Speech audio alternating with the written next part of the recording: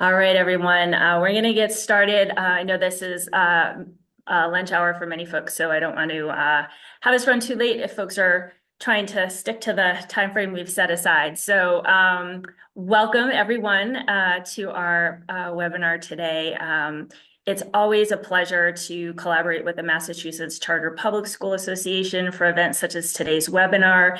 My name is Bettina Toner. I'm an attorney in the education and employment practice groups at Krokidas and Bluestein, where I represent Massachusetts charter schools and other public and private educational entities in a wide range of student services, employment, and litigation matters. A little bit about KMB.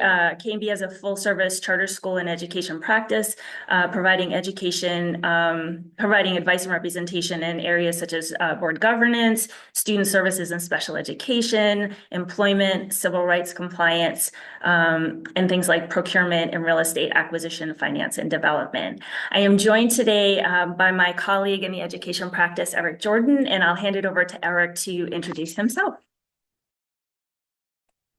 Thank you, Bettina, and good afternoon, everyone. My name is Eric Jordan, and as Bettina mentioned, I'm an attorney in KMB's Education Practice Group, where I advise charter schools and other educational institutions on Title IX and civil rights matters, investigations and hearings, student discipline, special education, and other matters affecting schools. So thank you all so much for joining us this afternoon, and we'll go ahead and make our way forward. Thanks, Eric. Next slide, please. All right, so today we are talking about the recent shift from the 2024 Title IX regulations back to the 2020 Title IX regulations. And we have a lot to cover in our brief time together today. Before we dive in, I want to give our standard legal disclaimer that the material that we'll be covering today is for informational purposes only and not intended to constitute legal advice. Any actions based on today's presentation should be done in consultation with legal counsel. So we had originally planned today to focus entirely on the changes to Title IX, that is the shift from 2024 back to 2020. However, in light of the rapidly changing shifts in education and civil rights arenas, we thought it would be important to spend some time discussing the current legal landscape. I know that's sort of interest to lots of folks these days. So the webinar's divided into two main parts. So for the first part of this presentation, I will provide some review and context to the current legal landscape, including relevant presidential executive orders and their relationship to Title IX. We'll spend some time exploring the tension between federal and state law. Then I will briefly discuss some key cases to keep an eye on related to Title IX and some practical considerations for balancing the rights of students and staff. And then for the second part of the webinar, Eric will do a deep dive into the nuts and bolts of the key differences between the 2024 regulations and the 2020 regulations to which we have returned. So we're aiming to leave a little time at the end of the presentation to take some questions. There were some questions that folks had submitted with their registration that we'll get to as well. And folks may submit questions during the webinar using the Q&A function. It's anonymous if you use the Q&A function. So feel free to submit questions during the presentation. We'll get to as many as we can. For those questions that we don't have time to get to today, we will aggregate those and put those into a Q&A document that will circulate to attendees within the next week or so. We'll also be circulating the slide deck from today, and also the webinar recording will be available as well. Okay, so with that, next slide, please. You can skip to the next slide.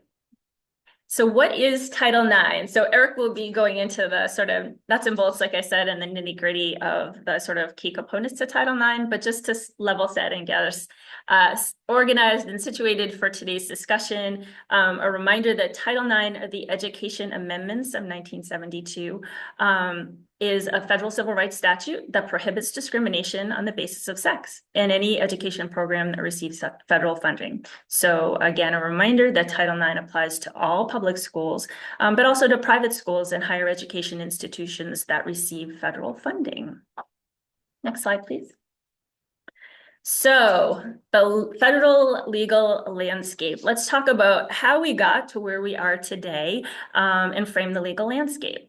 So as a reminder for folks who don't know, On August 14th of 2020, the Title IX regulations, the 2020 Title IX regulations became effective. Sorry, I hate to just break for 1 second. Can you see the sidebar on the slide, or is that just me that sees that? I think you see. That's just me. All right. Onward we go. Okay, so 2020, as folks know, there were the Title IX regulations that went into effect that were really a large change in the Title IX sort of requirements for due process.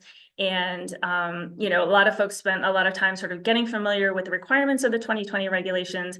And just when everyone was sort of starting to feel comfortable, or at least relatively comfortable with the scope of due process under the 2020 regulations, there was rulemaking, and eventually the 2024 regulations were implemented, which was another big shift, and it added some additional protections that we'll talk about. Then, after everyone adopted new Title IX policies and grievance procedures and trained their staff up and so forth, there was a federal court decision out of a district court in federal district court in Kentucky that effectively vacated the 2024 regulations nationwide. Then, following shortly thereafter, there was an executive order by President Trump, which defined sex as an individual's immutable biological classification as either male or female, basically saying there are only two sexes, male and female, and prohibiting the use of federal funds to promote gender ideology and gender identity.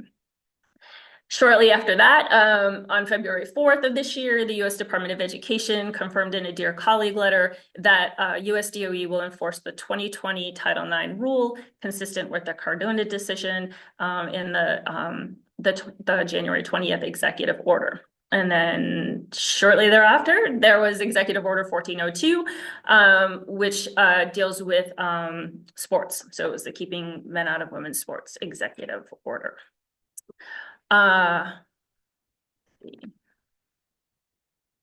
So I wanted to, so just before we go to the next slide, just keeping on the federal legal landscape. I did want to talk just for a moment about the executive orders.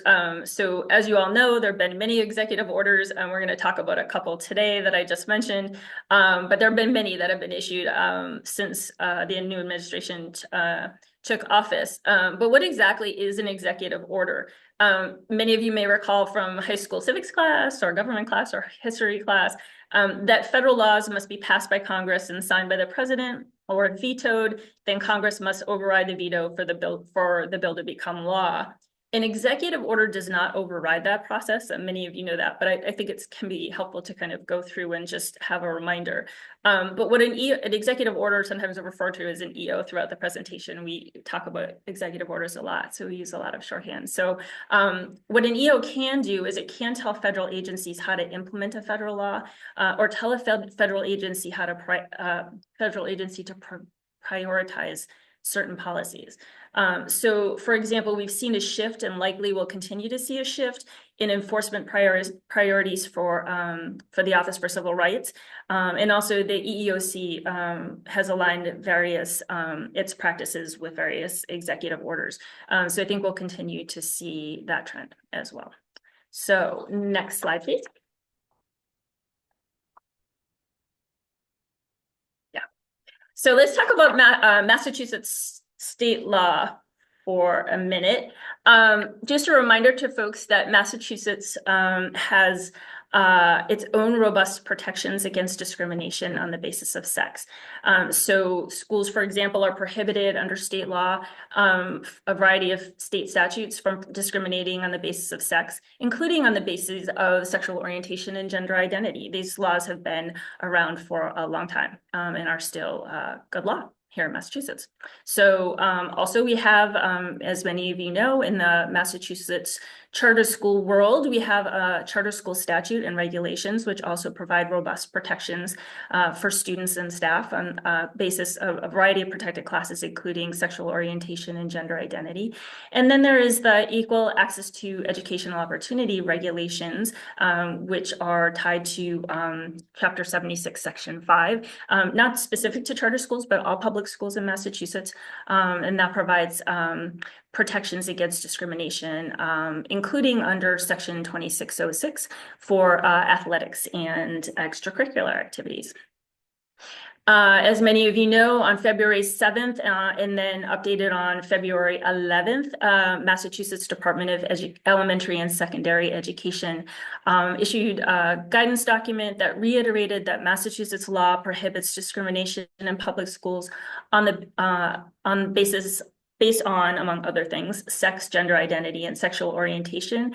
That guidance reinforced and confirmed the continued application of DESE's previous guidance on non-discrimination on the basis of gender identity. So many of you are familiar with that guidance document, that longer guidance document that came out a few years ago. The guidance that came out in February just reinforced that that is still DESE's guidance. And then on February 26th, Governor Healy and the Massachusetts Attorney General's office issued joint guidance regarding equal access to education. So again, all of that is just a review to emphasize and remind folks that in Massachusetts, as has been the case for a very long time, we have robust protections for students and staff on a variety of protected classes, but including sexual orientation and gender identity. Also just wanted to mention in Massachusetts, Pregnant Workers Fairness Act obviously applies to employees. And we also have our Massachusetts bullying statute, which is still good law. Next slide, please. All right, so a question that we have been getting a lot, understandably, is how do you deal with the tension between federal law, the current federal landscape, and not just law, but guidance documents and a variety of executive orders that have come out, and state law, right? So we talked about sort of the current situation on the federal level, and then we've talked about these robust protections that we have here in Massachusetts that seem in a number of circumstances to be at odds with each other. So let's talk about that tension. And so what happens when there are inconsistencies between federal law and state law? And we're talking again about mainly about statutory case law here, not executive orders. As a reminder, executive orders don't override federal or state law. But in the context of the tension between existing federal and existing state law, you may recall, again, from high school history, civics, or government class, the supremacy clause of the US Constitution, which provides that federal law is the supreme or highest law of the land, right? So as such, it preempts other laws that are in conflict. So the preemption doctrine refers to this idea that higher authority of law will displace law of a lower authority of law when the two authorities come in conflict, right? So as a general matter, federal law will preempt or override inconsistent state law, with some exceptions that we won't discuss today. However, what I do want to note is that in some contexts, and particularly in certain areas of civil rights law, a state may enact laws that provide more protection than federal law, and that will control. So many of you are probably familiar with, I would hope, with FERPA and the Massachusetts Student Records Law. Massachusetts Student Records regulations provide protections that are sort of narrower or provide more protections than FERPA does in some situations. And so where Massachusetts student record laws are narrower or more protective, those control. And you may be able to think of examples where this has come up at your school. And then another example, as we talked about just a moment ago, in Massachusetts state law has long provided protections against discrimination to individuals on the basis of sexual orientation and gender identity. Those were in place well before the now eliminated 2024 Title IX regulations incorporated those protections, and they remain in place. So schools cannot ignore those laws, cannot ignore state law, even though they're on the federal level. Those same protections have been, there have been attempts to dilute or overturn those protections. And again, just a reminder to folks that Massachusetts charter schools have the unique additional element that sort of regular public schools don't have, which is the charter school statute and the charter school regulations. And so these anti-discrimination protections are really kind of baked into your charter, so to speak, right? Because you're required by the charter school statute and regulations to include protections against discrimination for students on the basis of gender identity and sexual orientation. So it's really not just that you have to comply with the law, it's sort of like baked into your school's charter, if you think of it that way. Okay. So what does all this mean, right? So you all want practical guidance, right? So how do you deal with this tension? How do you deal with the fact that,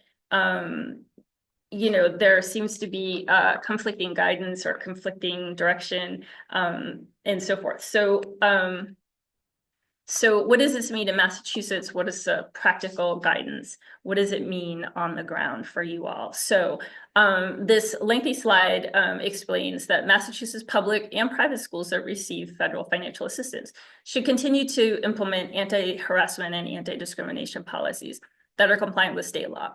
So that includes policies that prohibit discrimination and harassment on the basis of sexual orientation and gender identity, as we've discussed, while also revising and implementing Title IX policies and procedures to comply with the 2020 Title IX regulations. And Eric will tell you in a few minutes exactly how to do that, but you need to do both, right? So your non-Title IX anti-discrimination, anti-harassment policy should include a means to address allegations of discrimination on the basis of sex that do not meet the Title IX standard. So that's an important thing to remember. And again, Massachusetts law and DESE policies have included these robust protections against sex-based discrimination for many years. And DESE and the Massachusetts Attorney General and the governor have issued guidance reminding public schools that nothing has changed at the state level in this regard. All right, next slide, please. So I did want to talk about some key cases and some issues to follow in the Title IX arena or related to Title IX. Some of these you may be familiar with. So a good portion of the 2024 Title IX regulations related, as we mentioned earlier, to enhanced clarification around protections against discrimination on the basis of sexual orientation and gender identity. Those particular protections are not expressly included in the 2020 regulations. And then, so to set the stage at the federal level, again, a reminder that the president issued 2 related executive orders earlier this year. So Executive Order 14168, called that there are only 2 sexes, EO. And then related to that, Executive Order 14201, which essentially said, or at least in pertinent part, that the federal government will interpret Title IX using the definition set forth in EO 14168. In other words, that there are only two sexes, male and female. So one of the goals of these EOs is obviously to remove protections for transgender and non-binary individuals, which is something that had been expressly included in the 2024 Title IX regulations. Nothing new here to folks. This has been a big political issue and a big push since the start of the administration and even going back before that. So we saw this coming. So in addition to Title IX, which applies obviously to educational entities, there's also Title VII, which applies to employees. So it applies to it's broader than schools, not just educational organizations, but it includes Title VII prohibits discrimination on the basis of sex in any program that receives federal funding. Also in the federal law realm is a case that you may be familiar with, and that is a case of Bostock v. Clayton County, Georgia. Bostock was a 2020 Supreme Court case, again, dealing with Title VII, not with Title IX, which held that Title VII includes a prohibition in the workplace against discrimination on the basis of sexual orientation and discrimination on the basis of transgender status or identification. Important to note, Bostock was a 6-3 decision with Justices Alito, Thomas, and Kavanaugh dissenting. Justices Breyer and Ginsburg were part of the majority in that decision, in the Bostock decision. And of course, now majority of the Supreme Court justices are Republican appointees. So given the current political climate, many folks anticipate that Bostock is very likely to be challenged. However, all of that said, Bostock is still good law. So that is to say that under Title VII, which applies to employment, individuals are protected from discrimination on the basis of gender identity and sexual orientation. And employers, including schools, must be sure not to discriminate on the basis of gender identity or sexual orientation or permit a hostile environment of discrimination to exist.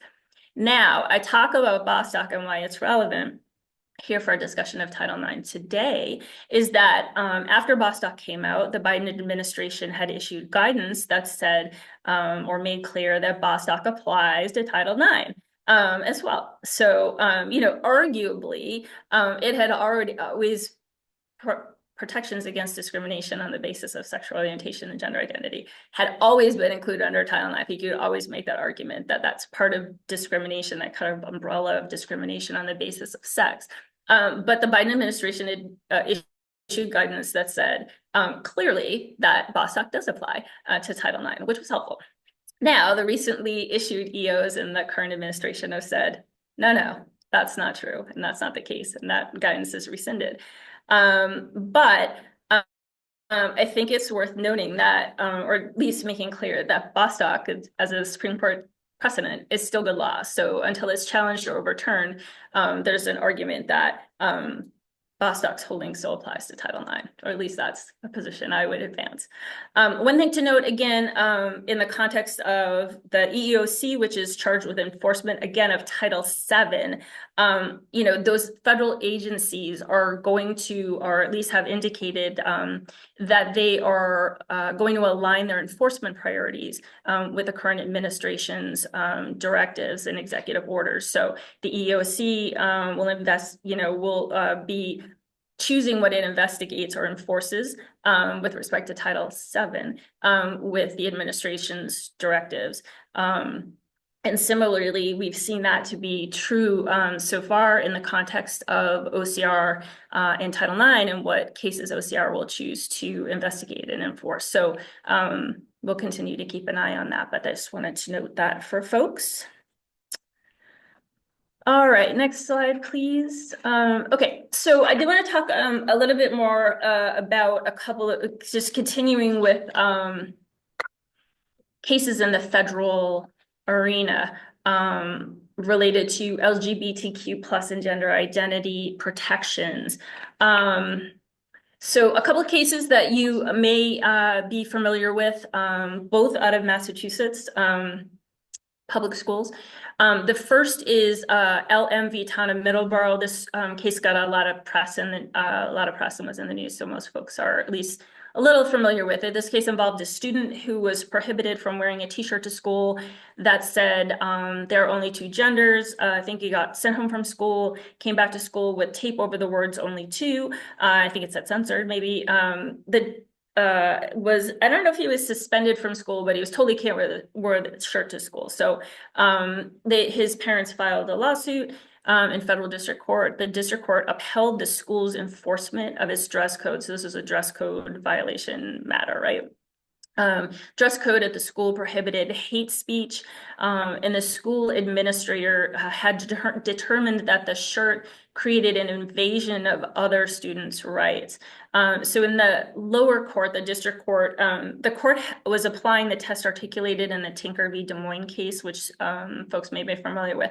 It's a 1969 free speech case in which the United States Supreme Court held that public schools may restrict student speech that materially disrupts the educational environment, one, or invades the rights of other students, or invades the rights of others. So here the school had made a determination, not that the shirt created a material disruption in the educational environment, but that it invaded the rights of other students, or was reasonably forecasted to invade the rights of other students. And so the school made that determination. The lower court agreed with that, upheld the school's decision, and the parents appealed it to the First Circuit. The First Circuit affirmed the district court's holding, and the parents have petitioned to have the petition for a writ of certiorari, which basically is a mechanism by which they're asking the Supreme Court to hear an appeal of the First Circuit's decision. So cert hasn't been granted yet, but I would, yeah, I think a lot of folks feel that given the current climate, there's a good chance that the Supreme Court might take that. So that's a case to follow. Another case also out of Massachusetts is so the first case more of a free speech case. The next case, the Foot case, is more of a parents' rights case, but also an interesting one, and I think probably has a decent case of being heard by the Supreme Court as well. So another Massachusetts public school case out of Ludlow. This case involved a student who had requested that school staff refer to that student by a particular name and set of pronouns, which were not those that were used by the family at home and were not those that were assigned to the student at birth. So when the parents found out that the school was using the student's preferred name and pronouns, parents directed the school not to use the preferred name and pronouns. The school did not comply in alignment with guidance from DESE, which said that schools should respect students' preferred names and pronouns. Parents filed a lawsuit in federal district court here in Massachusetts. Federal district court sided with the school's decision to recognize the student's preferred name and pronouns, affirming that affirming prior decisions that have held that curricular and administrative decisions are within the discretion of school officials. So there's a lot of case law on that, particularly here in Massachusetts. So first, the court recognized that there's a lot of precedent for that. And two, the district court held that the school having a protocol of not disclosing a student's at school gender expression without the student's consent did not violate the parent's constitutional rights. So both of those things. Again, here so the First Circuit affirmed that. That was the lower court's holding. First Circuit appealed it, and the parents there have also petitioned the Supreme Court, the U.S. Supreme Court, for a writ of certiorari. So again, another case that may perhaps be one that the Supreme Court decides to hear. So two cases out of Massachusetts that have interesting implications for students' rights. And parents' rights. So again, reminder to charter schools that there are these additional protections provided by the charter school statute and regulations. And next slide, please.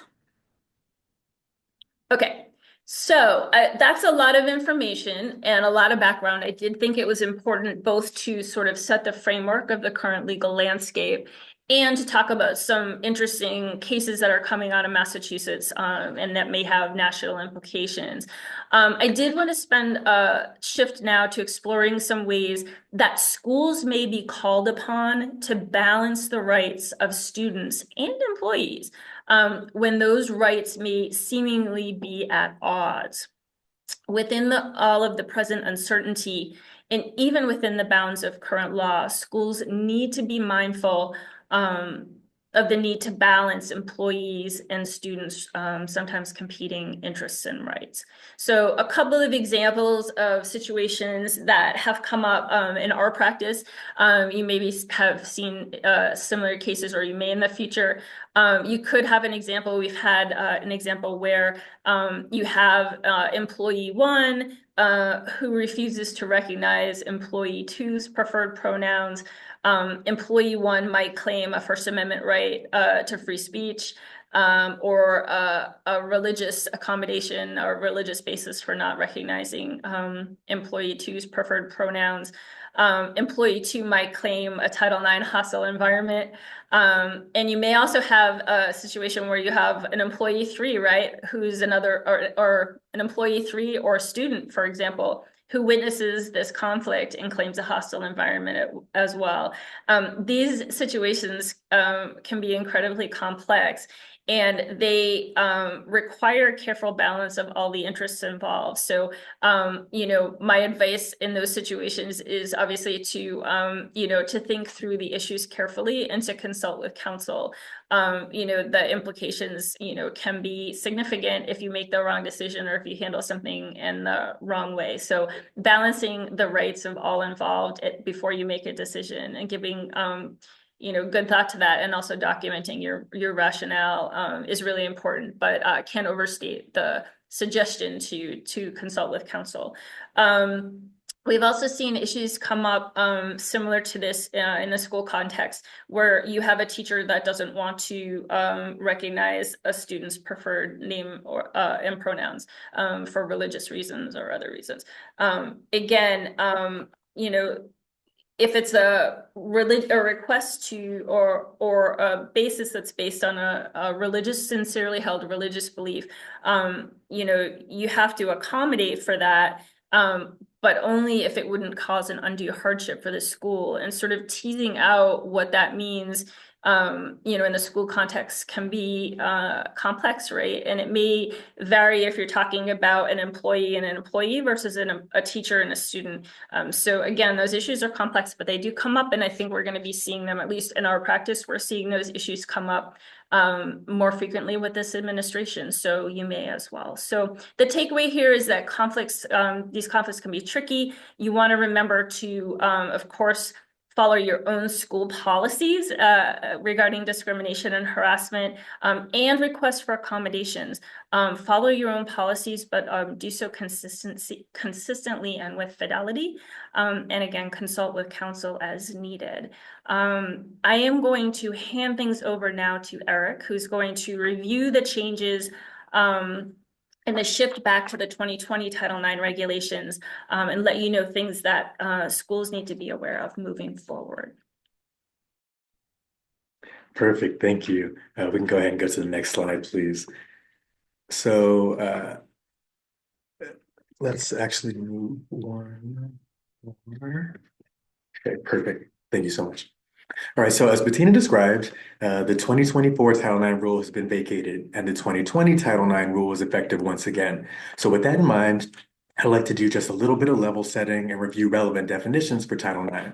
So starting with the definition of sexual harassment. And again, this is the definition that is present in the currently effective 2020 Title IX regulations. So sexual harassment is defined as conduct on the basis of sex that satisfies one or more of the following. So first category, an employee of the school conditioning the provision of an aid, benefit, or service of the recipient on an individual's participation in unwelcome sexual conduct. And that's typically referred to as quid pro quo harassment, or a sort of kind of this for that dynamic. The second type of sexual harassment we have here is hostile environment sexual harassment, defined as unwelcome conduct determined by a reasonable person to be so severe, pervasive, and objectively offensive that it effectively denies a person equal access to the recipient's education program or activity. And then the final category of sexual harassment involves terms as defined by federal regulations, I think most notably the Violence Against Women's Act. So sexual assault, dating violence, domestic violence, and stalking, each of those four categories is de facto sexual harassment under the 2020 Title IX regulations. I'll also just note that you'll kind of see here and throughout the presentation the reference to the term recipient, and that's just a reminder that Title IX applies to recipients of federal funds. And so it doesn't have to be a school specifically, but just any recipient of federal funds that has education programs and activities. Now, if we look at the term complainant, under the 2020 Title IX regulations means an alleged, quote, victim of sex discrimination. A respondent means an alleged perpetrator of sex discrimination. The complainant and the respondent together comprise the parties to a Title IX matter. And I'll just note that the 2024 definition of complainant doesn't include the term victim. Instead, it's a person subjected to conduct that could constitute discrimination on the basis of sex. But that's just a bit of a shift in mindset there. So if we move to the next slide, please. There are certain requirements for Title IX compliance that apply to all recipients of federal funds. And so we've got the list here that I just want to review briefly. So first, it's required that a recipient of federal funds or a school respond promptly and in a manner that is not deliberately indifferent when that recipient has actual knowledge of sex discrimination. And we'll be able to get into that in a bit more detail in some of the upcoming slides. It's also required that a recipient of federal funds designate a Title IX coordinator to coordinate the school's efforts around Title IX. Third, there's a requirement that the school publish a notice of non-discrimination, which ultimately announces the school's prohibition against discrimination on the basis of sex. The school, or again, the recipient of federal funds, must also adopt, publish, and implement a non-discrimination policy and related grievance procedures. The school must ensure that relevant people are trained on their Title IX duties. And finally, there's a requirement that those recipients of federal funds maintain appropriate records with respect to their Title IX activity. You can go to the next slide, please. So, understanding that the 2020 Title IX regulations are effective once again, we'd like to review some of the notable distinctions between the 2020 and the 2024 rules that you should consider as you adopt and implement compliant Title IX policies and procedures. So, beginning with scope. Title IX prohibits discrimination on the basis of sex in any education program or activity receiving federal financial assistance, and that's the case under both the 2020 and 2024 Title IX regulations. The 2024 regulations, however, clarified that discrimination on the basis of sex included discrimination on the bases of sex stereotypes, sex characteristics, pregnancy, sexual orientation, and gender identity. Speaking of gender identity, neither gender nor gender identity is referenced in the 2020 final rule, whereas that's not the case under the 2024 Title IX final rule, where gender identity is recognized and discrimination on the basis of gender identity is prohibited. Similarly, pregnancy is not referenced in the 2020 final rule, but discrimination on the basis of pregnancy and related conditions was prohibited under the 2024 Title IX rule. Moving to the next slide, please. So both the 2020 and 2024 Title IX regulations provide definitions of sexual harassment that include quid pro quo sexual harassment, or the sort of this for that dynamic that we reviewed a few slides back, as well as conduct defined as sexual assault, stalking, dating violence, or domestic violence. However, those definitions of sexual harassment differ as to the third type of sexual harassment, hostile environment sexual harassment, which is described in the table here. So the 2024 Title IX regulations defined hostile environment sexual harassment, again, as unwelcome sex-based conduct determined by a reasonable person to be so severe and pervasive and objectively offensive that the conduct effectively denied a person equal access to the recipient's education program or activity. The 2020 Title IX regulations provide a narrower definition of hostile environment sexual harassment. So we'll note the severe, pervasive, and objectively offensive are all present under the 2020 Title IX regulations, and the conduct must effectively deny equal access. Now, this is in comparison to the 2024 Title IX rule, where that definition of sexual harassment or hostile environment sexual harassment specifically was a bit broader. As we see in the table here in the right column, under the 2024 rule, hostile environment sexual harassment involved unwelcome sex-based conduct that, on the totality of the circumstances, was subjectively and objectively offensive and so severe or pervasive that it limited or denied a person's ability to participate in the recipient's programs or activities. So the fact that we have there the severe or pervasive instead of needing both things to be satisfied, the fact that hostile environment could be based on a limitation to one's access to a program as opposed to a complete denial. Those are all ways in which the 2024 definition of hostile environment sexual harassment was a bit broader. Again, the 2020 definition of hostile environment sexual harassment, which is currently effective, is a bit narrower. And looking at that duty to respond still on this slide, under both the 2020 and 2024 rules, recipients have a duty to respond when they have knowledge of conduct in their education program or activity that may constitute sex discrimination. So under the 2020 regulations, a recipient must respond in a manner that is not deliberately indifferent, which means in a manner that is not clearly unreasonable in light of the known circumstances. The regulations also differ slightly on who at the recipient must have knowledge of alleged sex discrimination before that duty to respond is triggered, as is noted on the slide there. So if we move to the next slide, please. Um, Thank you. Under the 2020 Title IX regulations, which again are currently effective, only conduct that occurred inside the United States may be opened for Title IX investigation. And at the time of filing a complainant must be participating in or attempting to participate in the recipient's education program or activity, which means that people who are not current students or employees, including applicants, cannot have their complaint investigated under the Title IX grievance process, whereas they were permitted to do so under the 2024 Title IX regulations. We go to the next slide, please. So in continuing, under the 2020 Title IX regulations, a formal complaint alleging sexual harassment must be written and signed, and it must reasonably be understood as a request that the recipient or school investigate the complaint under the Title IX procedures. The 2020 Title IX regulations also require mandatory dismissal of allegations or full complaints as appropriate in certain circumstances. So, for example, conduct must be dismissed for the purposes of sexual harassment under Title IX if the alleged conduct would not constitute sexual harassment, even if proved. Again, that's the definition of sexual harassment as is contained in the 2020 Title IX regulations. It's also the case that an allegation or complaint as appropriate must be dismissed if the conduct did not occur in the recipient's education program or activity. And finally, if the conduct did not occur against the person in the United States. In comparison, under the 2024 Title IX regulations, complaints did not need to be written and signed, they could be oral, and dismissal of allegations was discretionary. For example, conduct could be dismissed from Title IX investigation under the 2024 Title IX rules if complainant notified the Title IX coordinator, for example, of their request to withdraw their complaint, or if the respondent was no longer enrolled or employed by the school.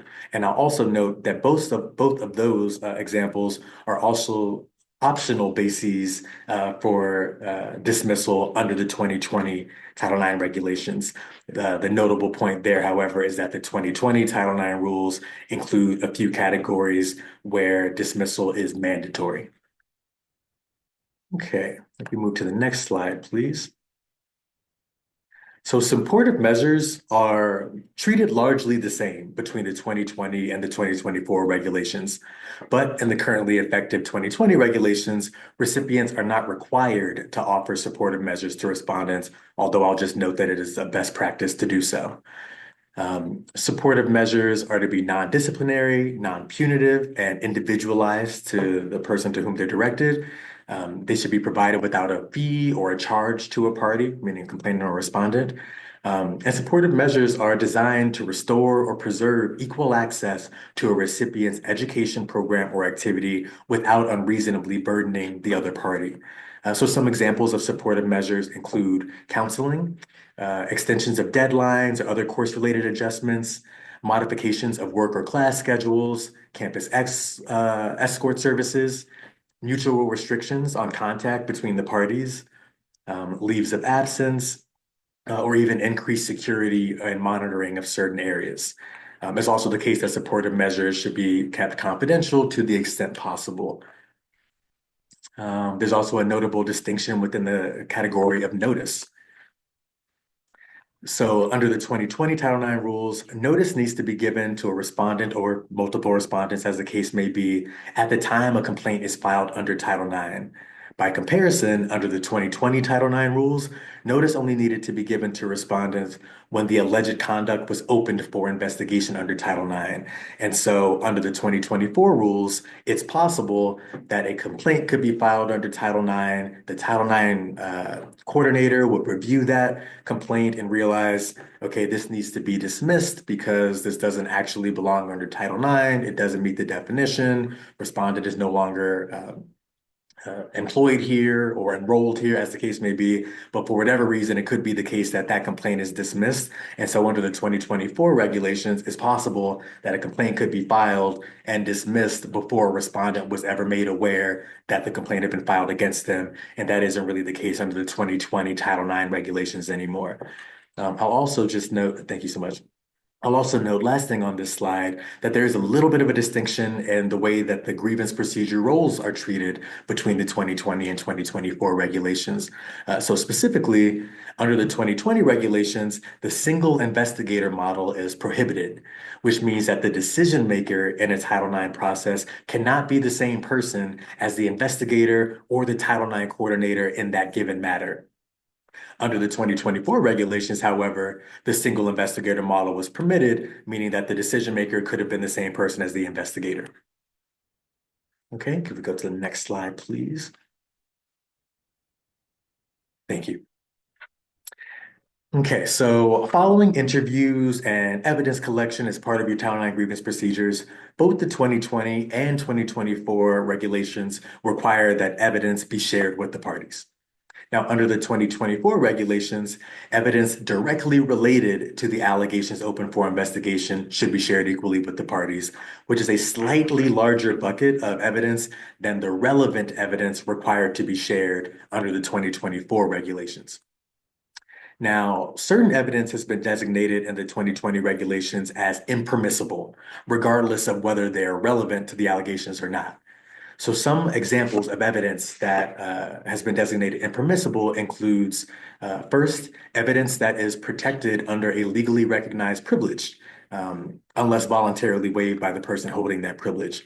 For example, if we think about attorney-client privilege, it would be the case that evidence protected under attorney-client privilege would be impermissible to a Title IX investigation and could not be considered by the investigator or the decision maker unless that privilege had been voluntarily waived. Another category of evidence which has been deemed impermissible regardless of its relevance to the allegations open for investigation includes evidence that relates to this complainant's sexual predisposition or prior sexual behavior, unless that evidence is offered to prove that someone other than the respondent committed the alleged conduct, or if it's evidence about specific incidents of complainant's prior sexual behavior with the respondent specifically, and is being offered to prove consent to the alleged sex-based harassment or conduct at issue in this matter. So just a couple of caveats there. It's the case that the grievance process under both sets of regulations, 2020 and 2024, require that parties be afforded the opportunity to respond to that evidence in writing. The 2020 regulations specifically require at least 10 days for the parties to be permitted to submit an optional written response to the evidence. Now, a big distinction between the 2020 and the 2024 Title IX regulations is that the 2020 regulations require a formal investigative report to be prepared by the investigator. That was not included in the 2024 regulations and is now required for compliance. Now, that investigative report should fairly summarize the relevant evidence collected over the course of a Title IX investigation, and it should not include a decision as to whether respondent's conduct violated Title IX. That decision will come later in the written determination by the decision maker. All right, if we move to the next slide, please. Thank you. Another element of the Title IX grievance procedures included in the 2020 regulations, but not in the 2024 regulations, is the requirement that the parties be permitted a written question and answer process. So specifically, as we see in the slide here in the left column, under the 2020 Title IX rule, after the investigative report is issued and before a determination regarding responsibilities, the parties may submit relevant questions for any party, any other party, or any witness to the investigation. The parties may then review the answers to those questions, and the parties may also submit limited follow-up questions. That written question and answer process, again, was not present in the 2024 Title IX regulations, but it is present in 2020, and that should be mindful because it's a notable procedural piece. I'll also say that that process of the questions and answers is to occur with or without a hearing. and the process is to be managed by the decision maker as opposed to, for example, the investigator or the Title IX coordinator. Now, with respect to hearings, under the 2020 regulations, live hearings are required for colleges and universities, and they're optional for primary and secondary schools. Under the 2024 regulations, live hearings were not required for any recipients of federal funds. And with respect to training, I just want to highlight that both the 2020 and the 2024 Title IX regulations require that persons involved in the Title IX grievance process be trained appropriately. With respect to training materials, however, under the 2020 Title IX rule, Title IX training materials must be made, thank you. Under the 2020 Title IX rule, Title IX training materials must be made publicly available on the recipient's website, whereas under the 2024 Title IX final rule, the Title IX training materials only needed to be made available for inspection upon request. And so that's a distinction because now under the 2020 Title IX rule, those training materials just need to be present on your website, regardless of whether there's a specific request for them. So if you move to the next slide, please. Having reviewed some notable points of distinction between the 2020 and the 2024 Title IX regulations, I'd like to also review the basic requirements for your Title IX grievance procedures. So Title IX grievance procedures must be equitable. They must include provisions for the equitable treatment of both complainants and respondents, or again, your parties to the Title IX process.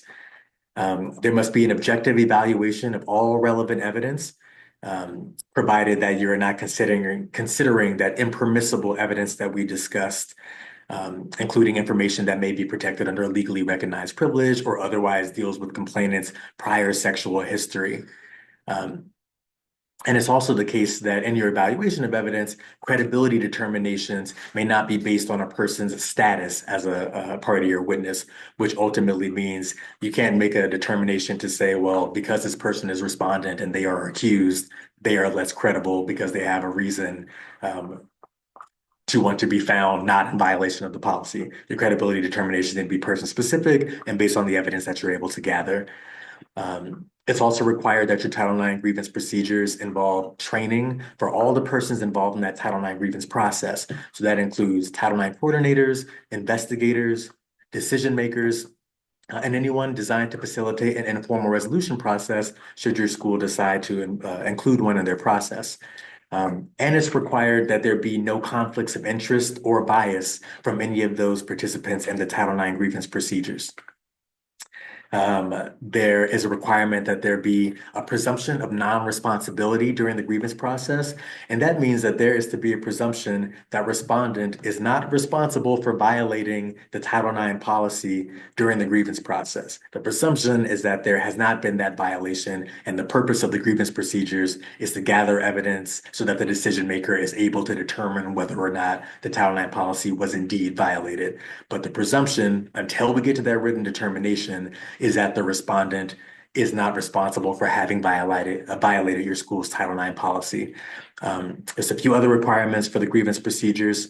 There should be reasonably prompt time frames that is not specifically defined. And under the 2020 Title IX rule, there are only a couple of occasions where a specific time frame is given. Otherwise, things just need to move along in a reasonably prompt manner. The school must provide bases for appeal. That should be appeal from the dismissal of allegations or a full complaint, as well as an appeal of the written determination.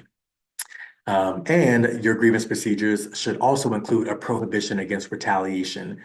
And that prohibition should be that the school prohibits retaliation, including peer retaliation, and respond to any allegations of retaliation. And so the prohibition against retaliation is specifically meant to permit and I guess prevent a bit of a chilling effect for anybody who participates in the Title IX grievance process. So you are prohibited from retaliating against the person for however they may or may not participate in the Title IX grievance process. You're also prohibited from retaliating against someone who files a Title IX complaint or otherwise expresses their rights under Title IX. Okay. And then if we move to the next slide, here's a list of the steps in the Title IX grievance process. And so just kind of going through this list, start with the formal complaint. Again, under 2020, that needs to be written and signed. After the formal complaint is shared, a notice of allegations will be issued, which will ultimately provide information on the allegation or allegations, plural, opened for investigation. That will be shared with both parties so that they have an opportunity to respond in writing as they so choose. Next, we move to the interviews and evidence collection, and then the distribution of evidence, again, equally to the parties. The parties have an opportunity to respond to the evidence in writing, again, as they so choose. And then the investigator issues an investigative report, again, to the parties. And to the extent that the parties have advisors to which they're permitted, they will be shared with the advisors as well. And as we mentioned, the investigative report should fairly summarize all the relevant evidence collected over the course of the investigation, and the parties have an opportunity to respond to that in writing. The investigative report must be issued to parties at least 10 days before adjudication. And so that would either be commencement of a hearing or issuance of a written determination to the extent that your school does not include a live hearing provision in its Title IX grievance procedures. Following the investigative report, the parties are able to engage in that written question and answer process that we spoke about a few slides back. And then, again, to the extent your school decides to, this would be the option to have a live hearing. Following the live hearing, to the extent that there is one, whether there is a live hearing or not, a decision maker will issue a written determination. And so the written determination needs to include information about what was gathered over the course of the investigation, but most notably, it needs to include a decision from the decision maker as to whether or not respondent's conduct violated Title IX.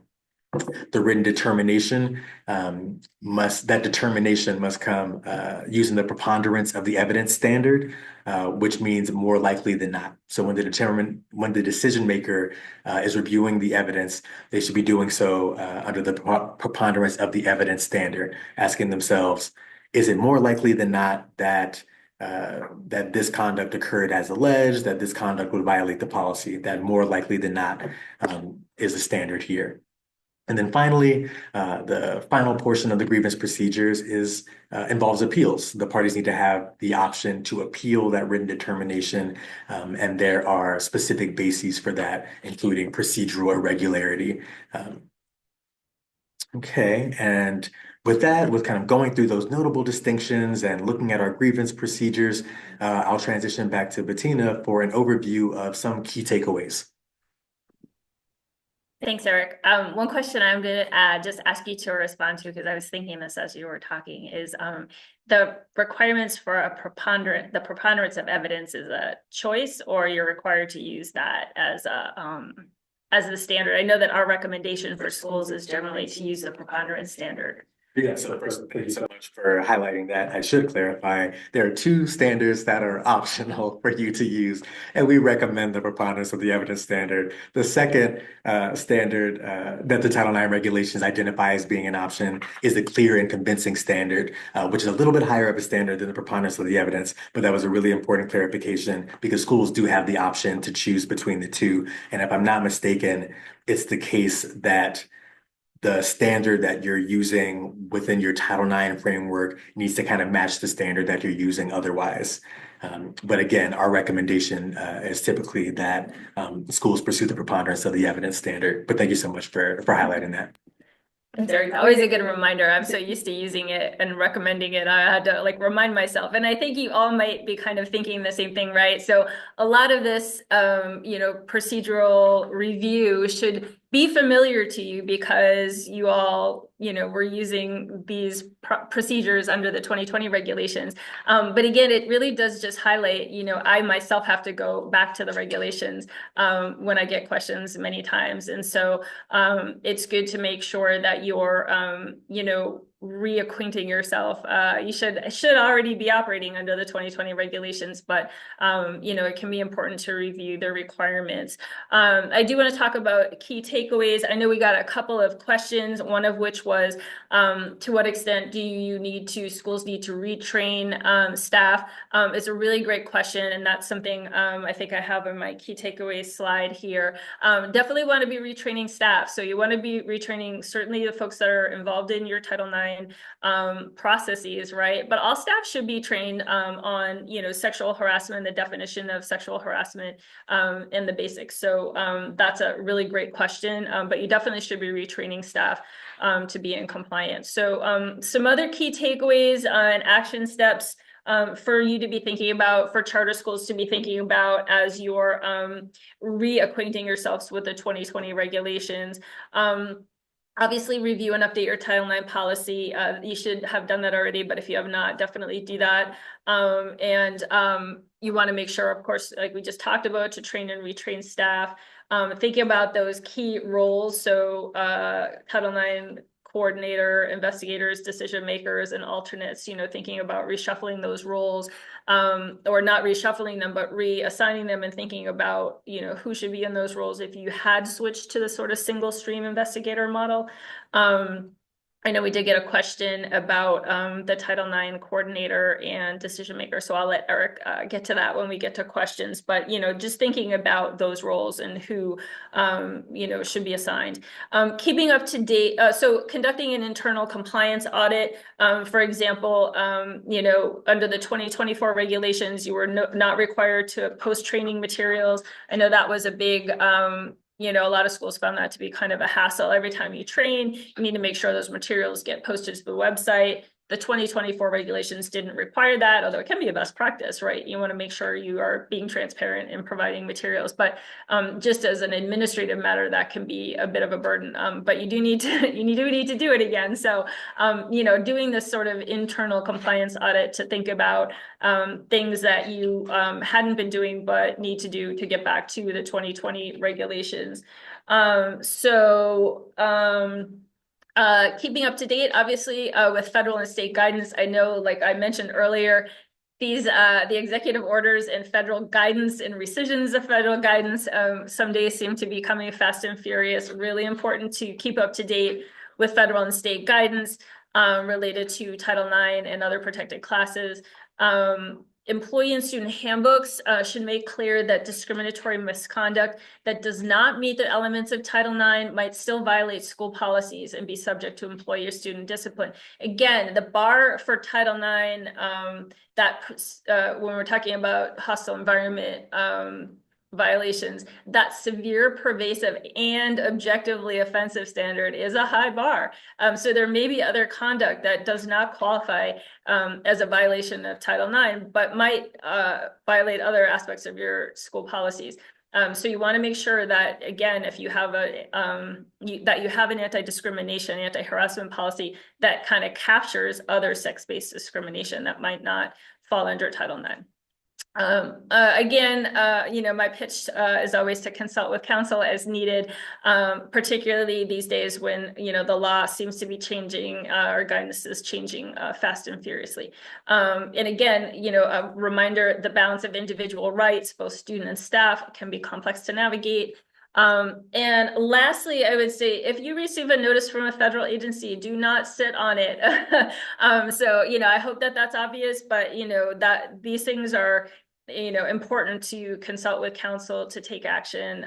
Don't ignore it. So whether it's from OCR or EEOC or any other federal agency or state agency, but don't ignore it. So those are my key takeaways. And just to kind of sum everything up, we know that that's a lot of information.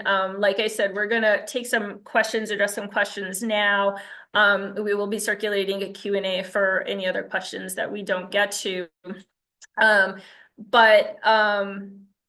Yes, so when we'll be sending out the slide deck and the recording. So with that, I'm going to start off. I think Eric and I will just sort of trade off on some of the questions that were submitted ahead of time. We got some great questions. So one question that we did receive was, what obligation is there for the Board of Trustees to address Title IX complaints pursuant to the complaint process set forth in 603 CMR 1.09. So in case we have any non-charter school folks on today, 603 CMR 1.09 provides a process by which a parent, guardian, or other individual or group who believes a charter school has violated or is violating any provision of the charter school statute. So General Laws, Chapter 71, Section 89, or the Regulations 603 CMR 1.00, that those individuals have an opportunity to file a complaint with the Charter Schools Board of Trustees. The Board of Trustees is then required to investigate the complaint and respond to the complaint in writing no later than 45 days from receipt of the complaint. Hopefully, not many of you have had to deal with these. I have advised schools on these complaints. It's really important, again, like any complaint, to take them seriously. It's really important to comply with the timeline. But in answer to the question, with respect to a Title IX complaint, sort of your garden variety Title IX complaint, the Board of Trustees is not obligated to involve itself in the Title IX process unless the grievance policy provides some role for the Board of Trustees, such as, for example, serving as a decision maker if the respondent is the head of school. So that could come up, right? That could be part of your policy, where if the Title IX complaints against the head of school, the chair of the board serves as decision maker or something like that. But otherwise, the complaint process provided by 603 CMR 1.09 is separate, and in many ways lacks the full due process requirements required by Title IX. So that said, if a parent specifically filed a complaint with the Board of Trustees alleging that the school did not follow its Title IX policy, that's a different situation. And in that case, the Board of Trustees would need to respond in accordance with the regulation, conduct an investigation and respond in writing within the 45 days. So that is that question. I'm going to hand it over to Eric, who will take our next question. Yeah, thank you. So we also received the following question, which also deals with board involvement. So the question is, should we follow our 2020 policy now, even if our board has not voted to revert back to this policy? And the answer is yes, you should follow the 2020 policy. Charter schools do have different practices with respect to school policies that a board of trustees must approve. So you'll definitely want to consult your school's specific practices. Regardless, schools should currently be using a Title IX policy that's compliant with the 2020 regulations. You're still expected to maintain compliance with Title IX, even if your board hasn't approved the policy just yet. That said, if your school requires board approval, you should take immediate steps to ensure that approval. And I guess we'll trade it back to Bettina for another question. All right, these are some great questions. Always interesting to work through them. So this is another great question. So how does Title IX intersect with the possible prohibition of transgender girls in school sports? A great question. We've been getting a number of calls about some of these issues lately. So Title IX's prohibition against discrimination on the basis of sex includes athletic programs, obviously, right? And the 2024 regulations provided clear protections for transgender students, but avoided addressing rules for athletics. So this was sort of political hot potato that got a bit punted down the road and never really got addressed. So this is with respect to athletics. While current OCR enforcement actions, as we mentioned earlier, align with the administration's anti-trans executive orders, Massachusetts law provides clear regulations. I think I may have mentioned this earlier, under 603 CMR 46.06, that provides that no student shall be denied the opportunity in any implicit or explicit manner to participate in any extracurricular activity because of race, color, sex, gender identity, religion, national origin, or sexual orientation. And a student shall have the opportunity to participate on an athletic team. I added athletic, I should just said on team, that is consistent with the student's gender identity. This is, again, sort of baked into Massachusetts law. This is not charter school specific. This applies to all public schools. So our advice is to comply with Massachusetts law and your school policies. I still haven't been advising clients, and Eric has as well, that prohibition against discrimination on the basis of gender identity, non-binary status, sexual orientation is still good law, and schools should uphold that, and that's been DESE's guidance. So that applies with respect to sports as well. So I will hand it back to Eric for the next question. Yeah, thank you. So we received a question about the grievance procedure roles, and so I'm happy to clarify this. So the question is, under the 2020 Title IX rules, can the decision maker be the Title IX coordinator so long as the Title IX coordinator is not also the investigator? Or is a Title IX coordinator not able to serve in the investigation or decision-making processes? So ultimately, the decision maker cannot be the same person as the Title IX coordinator or the investigator, but the Title IX coordinator and the investigator can be the same person. Okay, so there's that distinction. Under the 2020 rules, you can't have the person conducting the investigations also be the person who makes the decision. That's why the decision maker kind of needs to be their own person. But the Title IX coordinator could serve in the role as investigator, although neither the Title IX coordinator nor the investigator can serve as decision maker under the 2020 Title IX regulations. And then we'll see what additional questions we have. It looks like we might have a question or two based on training. I have a couple, yeah. So I'll take these. These are two questions that are related. So the first question is, should we be retraining based on the changes? Yes, you should. I think I mentioned that earlier. Definitely want to be thinking about making sure that all the folks that are playing a role in the Title IX process are trained and know what to do and when, know the standards, are familiar with your Title IX policy and grievance procedures, particularly with respect to timelines and evidence, all of those good things. So related to that, what counts as Title IX training and where to find those trainings, this really depends on the school. Some of our clients are really comfortable with the Title IX regulations, had a lot of experience working with the regulations and the grievance policy under the 2020 regs. So they, might be doing those trainings internally. Other clients have reached out to us to both update their Title IX policy and to provide sort of refresher training because there may be turnover in staff and new folks that need training. So it's really up to you to develop your own training materials or seek assistance from counsel to make sure that you have training materials that are compliant, making sure that you have, adequate, making sure that you've identified folks that need training. So really up to you. Like I said, we do this a lot for our clients. So, your legal counsel would be able to certainly help you with that. We're certainly available to help. But you definitely do want to make sure that folks are trained. That's a really important part of the process. And that may be it, unless we have other questions. So Erica's question.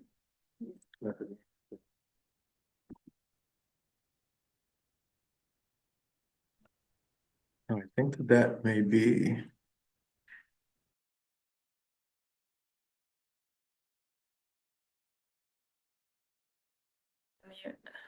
All right, so I think those are all the questions we have to date or so far. So if folks have other questions, feel free to reach out. If you think of something after the fact, we'll roll it into our Q&A that we're going to send out to folks. We'll include the questions that we covered today. And I want to thank you all for joining us today. I definitely want to thank MCPSA for collaborating with us. It's like I said, it's always a pleasure to present to charter schools and the association. So thanks everyone, and I hope you all have a great rest of your day. Thank you.